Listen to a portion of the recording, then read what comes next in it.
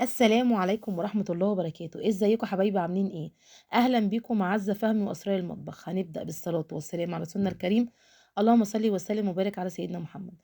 كل سنة وانتم طيبين يا حبايبي، وربنا يجعله شهر مفترج على أمة المسلمين أجمعين وعلى أمة الناس أجمعين. طبعا احنا امبارح كان فطرنا عند ست الحبايب مع اللمة ومع اخواتي ومع حبايبي. ربنا يديمها علينا ودايما يا رب مفتوح بحسهم، وربنا يخليهم لينا، وربنا يخلي لكم أهاليكم جميعا يا رب ويبارك فيهم. طبعا بما اني احنا النهارده كده بنقطع بتنجان، يبقى فطارنا النهارده هيكون سمك. هنعمل نوع سمك اول مره اجيبه بصراحه، من زمان جدا ما جبتهوش، من ايام ما كنت في بيت ماما من قبل ما اتجوز خالص. جبته وعملته النهارده بطريقه كويسه، وعملت جنبه نوع تاني جميل جدا. طبعا انتوا عارفين احنا اسكندرانيه وبنحب اكل البحر بتاعنا، واي حاجه خارجه من البحر بتاعنا بنعشق. اقل حاجه طالعه من البحر بتاعنا احنا بنحبها. فانا هنا قشرت البتنجان بتاعي وخرطته، واحط عليه حبه ملح وخل، وهركنه ايه ياكل ملحه. طبعا طالما اكلت السمك دي يا جماعه ما بتاخدش غير ساعه زمن. فانا هنا بعمل تحضيراتي، وبعد كده ايه بسيب الاكل كله قبل الفطار بساعه. طبعا عملت البتنجان، وهنا كنت مفصصه البلح، قلت ابله بالمره، حطيت عليه حبه ميه ومعلقتين سكر، وبرده هركنه. اي حاجه هتتركن بحضرها الاول. هنا بقى يا جماعة دي بسارية هعملها جنب السمك بتاعنا. طبعا البسارية دي العشق، من الحاجات اللي بعشقها بموت فيها. هنحط عليها معلقة توم ومعلقة فلفل أحمر وحبة ملح وحبة كمون، وقلبيهم واركنيهم لحد ما تيجي تقليهم. بجد طعمهم بيبقى تحفة. ممكن تعمليها فلافل، ممكن تعمليها صينية، ممكن تقليها، بس أنا ولادي بيحبوها مقلية. بجد بجد، وهي مفيدة جدا للعظم. شوفوا، رغم اللي هي بصوا شايفينها بسيطة وصغيرة، ما تستقلوش بيها خالص. بجد يا جماعة دي مفيدة جدا للغضاريف ومفيدة جدا للعظم. فأنا برضو كده هقلبها وهركنها. برضو هطلع كيس برتقان اللي احنا عاملينه مع بعضينا، وقلت بقى ايه كده ايه اعصره، عشان بعد الفطار طبعا العصاير بقى والحاجات الحلوة بتحلى بعد الفطار. طول ما انت قاعدة بقى عايزة تشربي حبة عصير، عايزة تلقطي، لان معظمنا في الفطار مش بيقدر يفطر كويس. طبعا انا هحط له حبة سكر صغيرين وهحط له حبة مية. عايزة اقول لكم انا بعد ما عصرته وفضيته في الشفشة، جيت بعد الفطار عشان خاطر نشربه، لقيناه تقيل وكان محتاج يتخفف تاني. ففعلا فعلا برتقال مركز وجميل جدا، وطريقته حلوه جدا. اللي عايز الطريقه والوصفه، انا منزله فيديو لطريقه عصير البرتقال. برضه هنضربه في الخلاط، وهنحطه برضه ايه في الشفشه. انا كل تحضيراتي حضرتها لاني كان عندي ابني كان عنده مذاكره. حضرت الحاجات ديت وقلت ايه اقعد اذاكر له واقرا حبه قران واروق بيتي، وقبل الفطار بساعه اقوم بقى ايه احضر بقى اقلي بتنجان، اقلي السمك، اعمل الرز. الحاجات دي كلها مش بتاخد ساعه زمن. هنا انا كنت قايمه كانت الساعه 5 الا ربع بالظبط. قمت بقى قلت بقى ايه بعد ما ذاكرت لابني وقريت قران، قلت بقى ايه اقوم ايه اعمل بقى احضر بيت الاكل بتاعي. هنا جبت حله وجبت طاسه حطيتهم على النار وحطيت فيهم زيت. هنزل في الحله الاولانيه كده هقطع فيها بصلتين حلوين رفيع، اللي انا هعمل بيهم رز الصياديه. انا بحب يا جماعه رز الصياديه جدا، وبحب البصله بتاعته تبقى غامقه قوي، يعني اكتر ما انا، بس انا هعملها غامقه تغمقها اكتر من كده، بتدي الرز طعم تحفه. هنا يا جماعة صبعي متعور تعويرة جامدة بقاله يومين، ولا عارفة أغسل مواعين ولا عارفة أقشر بصل ولا أخرط ولا أمسك سكينة.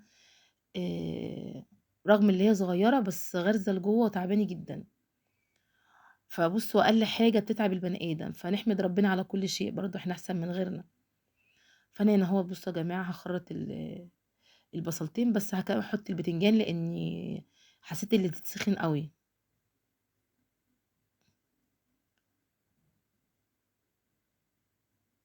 هنزل بالبتنجان بتاعي في الزيت.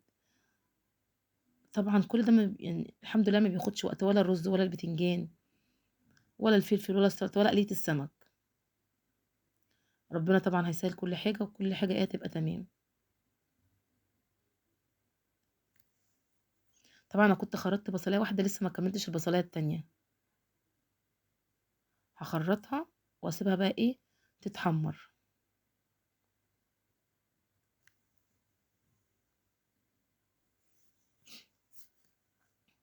رز الصياديه يعني بصل كتير، الرز الصياديه بيحب البصل الكتير. الكشري الأصفر هي بصلاية واحدة بس وما بتتحمّرش، يعني بتبقى يا دوبك بتدبل بس مش أكتر من كده.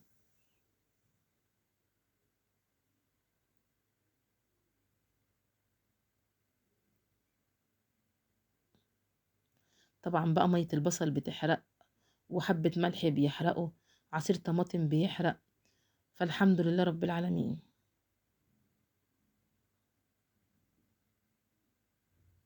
هاكمّل البصلاية، طبعًا بقى يا جماعة اللي وصل لحد هنا ما تبخلوش عليّا بقى بcomment حلو كده ودعوة حلوة وتصلّوا على الرسول في الكومنتات، وما تنسوش تقولوا لي كل سنة وأنتم طيبة يا جماعة، أنا يعني مش شايفة منكم أي تفاعلات، بالله عليكم يا رب يجبر بخاطركم ويرضيكم اللي هتحطوا لي تفاعل وcomment حلو على الفيديو.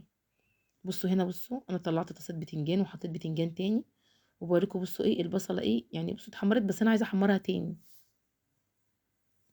لأن كل ما البصل يتحمّر أكتر، كل ما بيدّي طعم لون وطعم للرز فظيع. طبعًا أنتم عارفين الإسكندرية مشهورين بالرز الصيادية الغامق.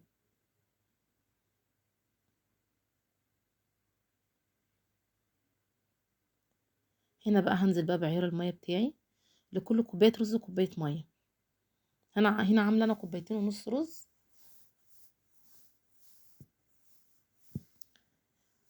وهاكون غاسلة الرز بتاعي وأحط حبة ملح وكمون وأسقط الرز بتاعي، وأسيبه بقى يتشرب على نار هادية لحد ما أكمّل بقى قلية البتنجان والفلفل، وأكمّل إيه بقية حاجتي.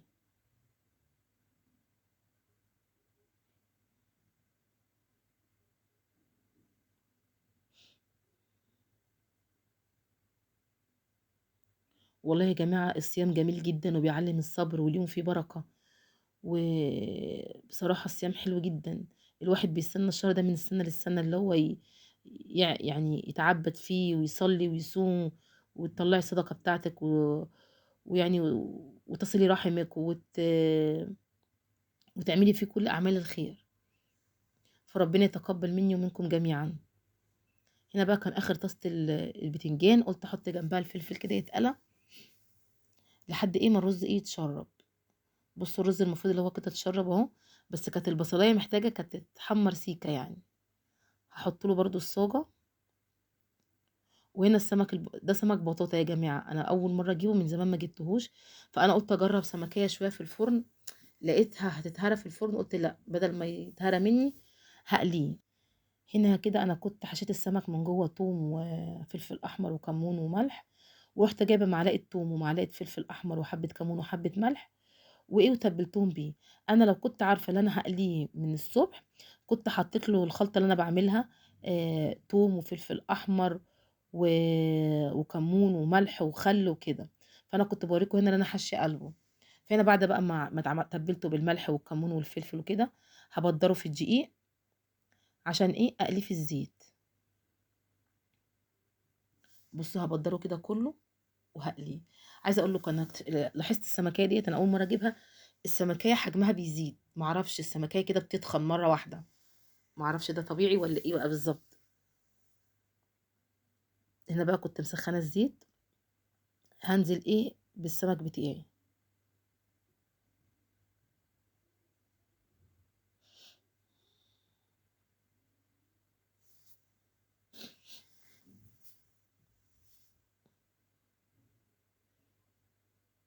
بصراحة طعمه حلو جدًا، ومع التتبيلة خلِّت طعمه حلو، فلمّا تيجي تقلي أي سمك أمّا تيجي تتبّليه من الصبح وتركنيه وتيجي تقليه، بتبقى اللحم بتاع السمكية متحيّق وجميل جدًا. قُلت بقى لحد ما السمك يتقلى، هامسك بقى البسارية بتاعتي برضه كده أبدّرها عشان أقليها وراها على طول. تبدّري كده البسارية كل واحدة بوحدتها ما تخلّوش لازق في بعضه. طبعًا أنا قليت البتنجان وقليت الإيه، الفلفل. هنا بقى كده أنا هاقلب السمك على الجنب التاني، لقيت لِك السمكية بتتفتح اتنين وبتنفش كده، استغربت بصراحة، أصل أنا أمّا كنت باكله، كنت باكله مشوي، فكنا بنشويه على طول. المرّة دي قُلت بقى خلاص هاقليه، بس عجب إيه، ولادي وعجبني أوي.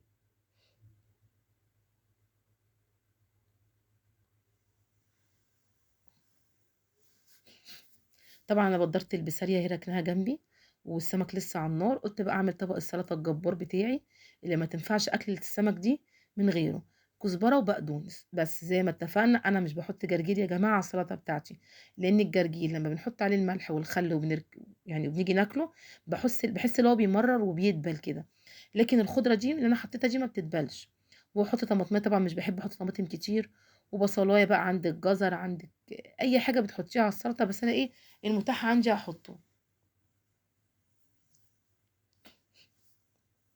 تمام؟ هنا قُلت أروح أبُص على البوتاجاز وأرجع أكمّل إيه طبق السلطة بتاعي.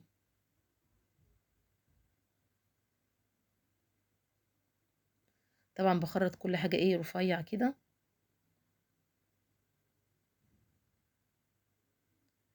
لزوم إيه التكتكة وطبق السلطة الجبار.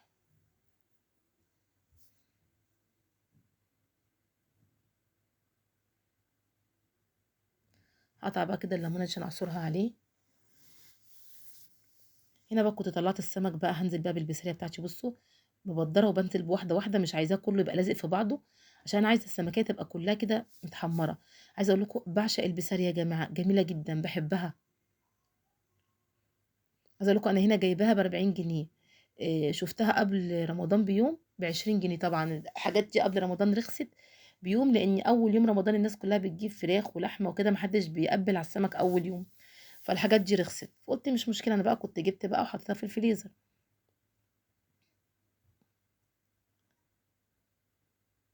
هاسيبها بقى كده تتحمّر، هنا بقى كده اتحمّرت وخدت اللون اللي أنا عايزاه، جِبت طبق وعليه مناديل مطبخ وهاطلّعها عليه.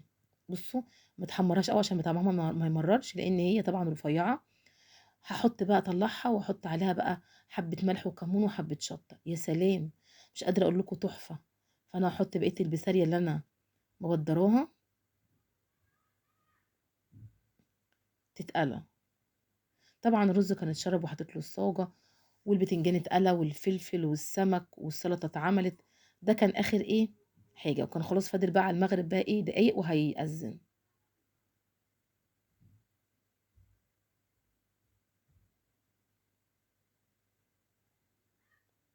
عايزة أقول لكم أكلات السمك دي من الأكلات الجبارة.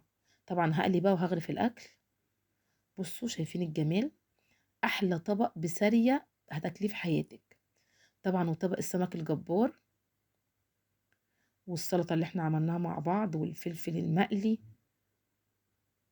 والرز شايفين لونه وجماله، والبتنجان. بُصّوا الأكل جميل جدًا، والبلح طبعًا فضيته في الكوبايات، وعصير البرتقان اللي أنا عاصراه أهوّة.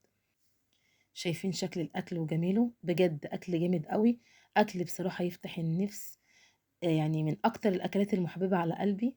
فطبعًا بقى لو وصلتِ لحد هنا ما تبخليش عليَّ بالكومنت والدعوة الحلوة واللايك والاشتراك لقناتي، وتفعلي زر الجرس عشان يوصلِك كل جديد، وأنتِ عارفة اللي الكومنت بتاعِك واللايك بتاعِك بيرفع من شأن القناة، والسلام عليكم ورحمة الله.